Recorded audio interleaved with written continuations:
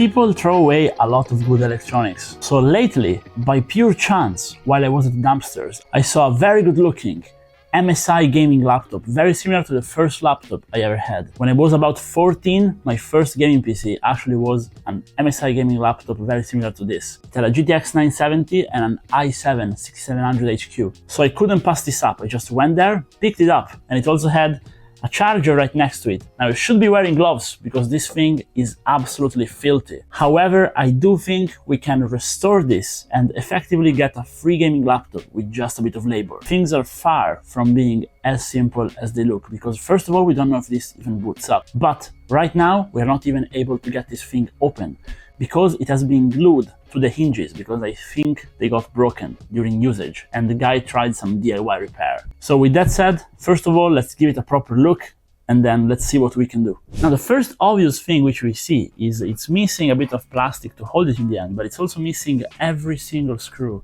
in the laptop.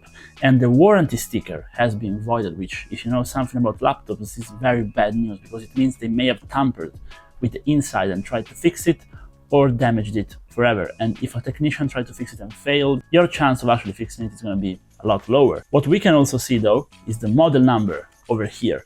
So I went ahead and put this on Google and it's an MSI GE62 6QL. And after a quick research, I could find this is actually a 15.6 inch gaming laptop. It's called the Apache and it has an Intel Core i7 6700 HQ, the exact CPU I had in my first laptop. However, this one has a GTX 950M. My first one had a 970M. While this is not great spec, I think we can still game on it if we manage to fix it. I also found the DVD drive is fully detached and basically can be slid out freely. The ports are definitely damaged, but the power port actually seemed to be fine. This is the first thing you want to look at. If this is damaged, you have a very low chance of fixing the machine. Now, since we can slide this off, the bottom is basically going to come out, if I'm not mistaken. Now, if you're doing anything similar, please wear gloves for your own safety. And as you can see, it basically comes off easily. Let's see how it's like inside. First of all, it is not too dusty. So this is actually great news. We see it as a SATA SSD. So even if this is broken, we can just slot in a new one for cheap. And it doesn't seem to be in too bad of condition, and I can also see it has 16 gigabytes of RAM because we have both of these occupied. We also have an M.2 SSD slot in case we want to upgrade it, and we have a clear CMOS battery. Now, since the battery is inside, if the PC got any water on it, even though we are at ImWateringPSUs, it means it's going to be completely dead. So we have to hope it hasn't rained on it yet. Now, this button here is very important because it will allow us to reset the BIOS of our laptop. So I'm going to press it and hold it down for 5 seconds. By doing this, maybe we will get a chance for the PC to boot. Now, after a first visual inspection, we're going to try and actually boot it up like this because we don't want to be doing the wrong things. So first of all, let's see what the current state is. So let's close it up just quickly again, and let's try to boot it. And here we are encountering our first real problem. We can't open the laptop. If we try to open it, it's breaking down. The hinge is breaking down. I will let you guys take a closer look. Now, what I want to try to do, which you guys shouldn't, is I'm going to try to hold it up without breaking it and turn it on sneakily from under here and see if we can get just even a slight signal from it. Okay? So it did light up. Let's see if we get a signal. We do. We are in the BIOS. This is actually kind of working. And we are in Windows. So we know Windows is also working. This is great news. So we just have to fix the hinge and then we can actually get to work on the actual motherboard. So we are losing pieces all the time, but what I think we can do is we opened up the bottom and I think I can force it open from here. So it can maybe never be closed again, but it's gonna be open. So I'm gonna just try to pry it open with my hands. And I think we've done it, kind of. The problem is with the hinge, as far as I can tell. We have to investigate it, but I think now we can get a proper boot, even though we have the back open, which you should never turn a PC on like this. But let's see. Great. Perfect. Let's move on with the next step. So now we want to try and actually fix the hinge, because worst case, we can leave the PC always open, I suppose, but we want to do things properly. So it's not only that the hinge basically connects to the frame and to the screen. It's not only broken on the screen, which is probably the easiest part, but it's also broken from the actual frame. So it's impossible to open. I was actually pretty lucky to be able to open it without damaging the screen, and I can see why the other guy threw it away, kind of. So what we're gonna do now is free up the center part so we can actually see the frame, and then we're gonna try and fix it. Now this is the actual hinge, but it's fully broken. So what I'm trying to do is use one of the other holes, which we see here, and try to plug some other screws in there to lock it. If this works, we can avoid basically doing strange things over here and only do strange things on the screen. This is what we are now dealing with. Now this is a clear design flaw from MSI, because these all came out. Now this is basically where the screw goes in, and these are locked in plastic, as you can see. But if one breaks, it's okay. But if every single one of them breaks, it means the plastic has a problem. So what we can now do is we can drill through the top here and put some zip ties and try to fix it that way. Because unfortunately, we are in a very delicate area, because we're next not only to the power connector, but also to the power button. This is gonna be very tough to drill, but I think we can do it. Time for a bit of drilling. Okay, we are trying a different approach.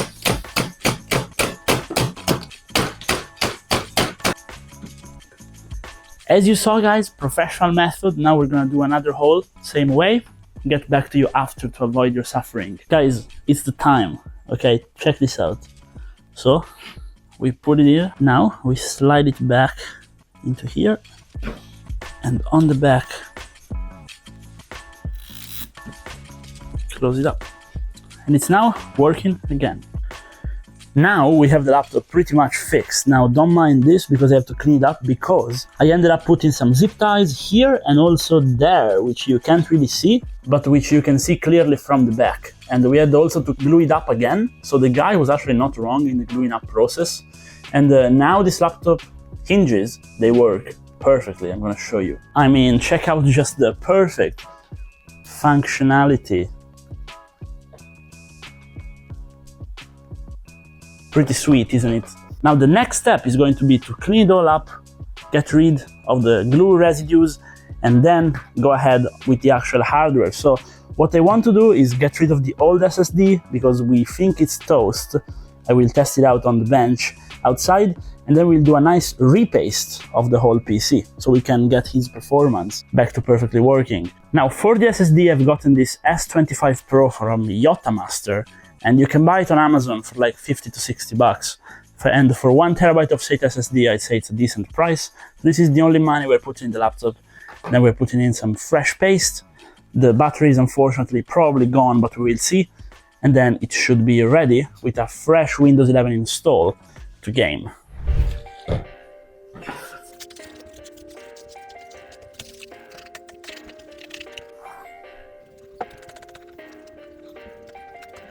Perfect.